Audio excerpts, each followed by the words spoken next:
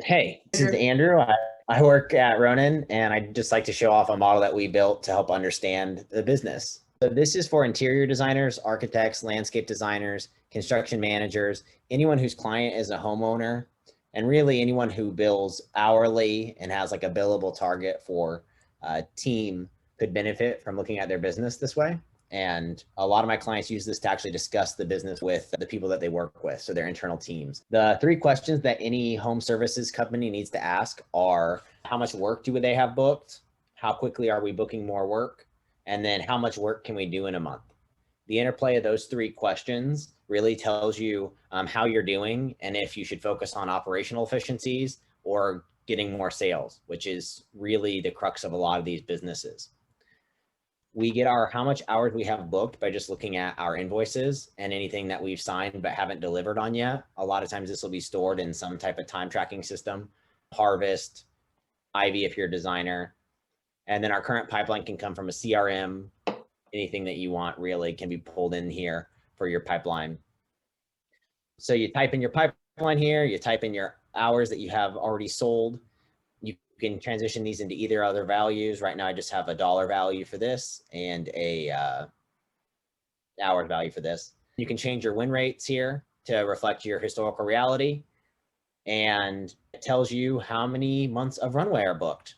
Basically, that is telling you how many months of revenue are you already talking with for sales right here, and how many months worth of revenue have you already booked here. So it should give you a lot of confidence in your business if this number is getting higher. The question that drives both of these, though, is how much work can we do in a month?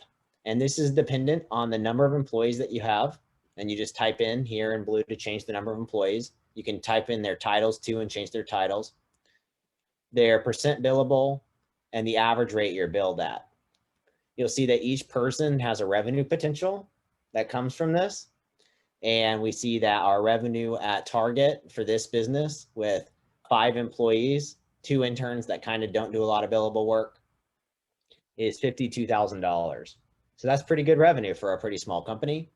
And if the company owner started working more, as I'm certain everyone wants to do, you can add that and you get $60,000. But if you work a little bit less, you can see what the trade-off there does for you revenue wise. You can also change the average rate. So if you wanted to ask the question of what if I worked less and delegated more to employees, what would that do to my revenue potential? And then you could figure out what the profit would be afterwards. Yeah, that's great. So delegation scenario, and we can hire someone else. Let's go look at how profitable it is then, just quickly. You can go through and also type in your salaries here and the rate of benefits. This will give you your total salaries for that month, and you'll get to see this is how we would allocate it in the books. So how much we would allocate to cost of sales, which is basically the cost of doing your work that is getting paid for, and operating expenses, which is everything else, admin, etc. This is a good measure of how efficient your business is.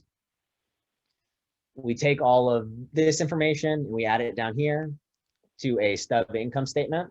And every month you can see how well you did. So earned income, if all of these things are true, should have been 61,000. If you had some unbillable, there you go, take that out. You can change these percentages over here for anything that just kind of happens over time, or you can direct enter it. And then we can have a place where you can type in all your different costs for a month. So this person pays rent, has a sales and marketing budget, hires a couple of consultants like their own society, and it gets them all here.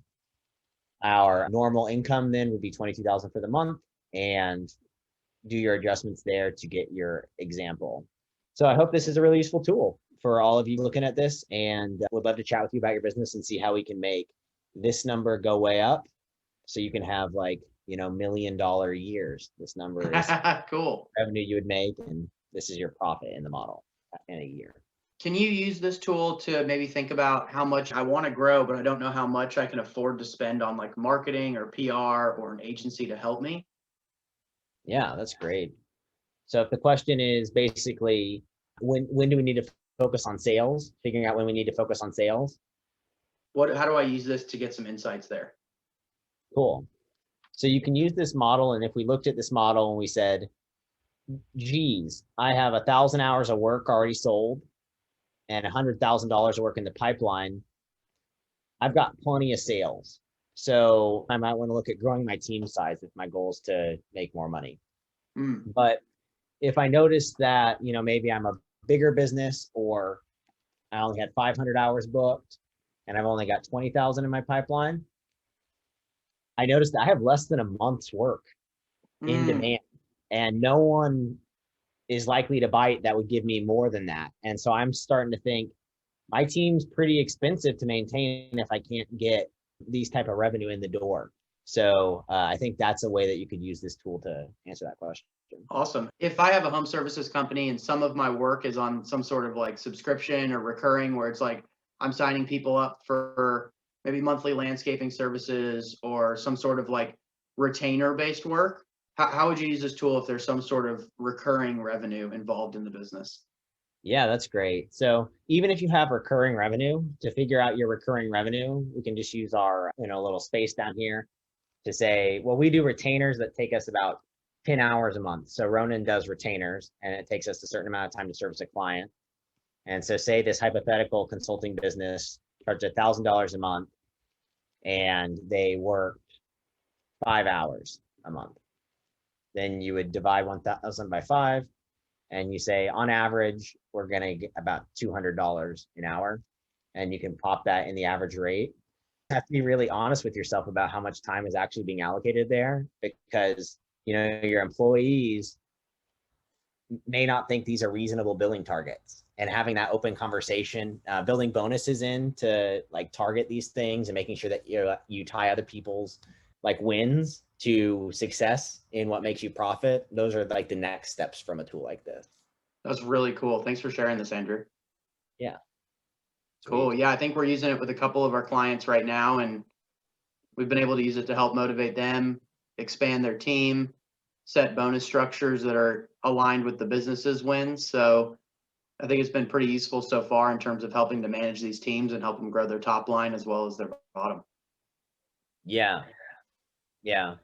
And I think a lot of businesses, some business owners find themselves in a situation where they're really good at sales, and so they struggle with the operations and like knowing what is reasonable and what you should pay attention to. And so like these are the things you should pay attention to. Cool. And it's pretty clear there how you can break down those. And then we can plug all this stuff into the model for forecasting as well and manage cash flows with it. Yeah. Cool. Thank you, Andrew. This is awesome. Thank you so much, Andrew.